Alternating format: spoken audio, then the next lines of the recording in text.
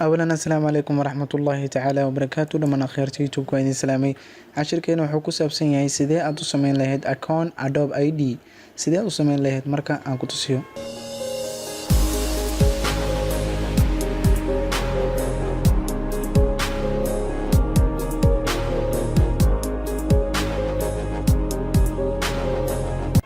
kadibna waxaa soo furinaysaa browserka ee soo furinaysaa kadibna meeshaasi linkiga ayaa waxa idin soo dhigayaa description-ka kadibna meeshaas waxa ku qoraysaa first name and last name ayaad ku qoraysaa kadibna marka last name first name aan gelino kadibna waxaad gelinaysaa Gmail account-iga ayaad gelinaysaa meeshaas sida aad ugu sameyso Adobe ID-ga kadibna markaad geliso Adobe ID markuu hadda Gmail-ka sidan uu kugu galo password-kan aad geliso password marka waxa laga rabaa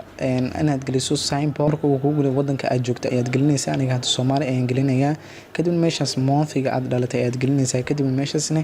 date-ka aad dhalatay ayaad gelinaysaa kadibna marka date-ka geliso hadana yearka ayaa laga rabaa yearka ayaa gelinaysaa marka hadda yearka aad geliso kadibna meeshaas waxaad ku sii dhufanaysaa meeshaas I have read and agree ayaad ku dhufanaysaa kadibna waxa leedahay sign up ayaad leedahay kadibna hadda wuxuu isku wadayaa registration-ka ay isku wadaa marka sidaas uma dhib badno marka waa kana account creating successful ayuu wax yar kadib ku soo qorayaa meeshani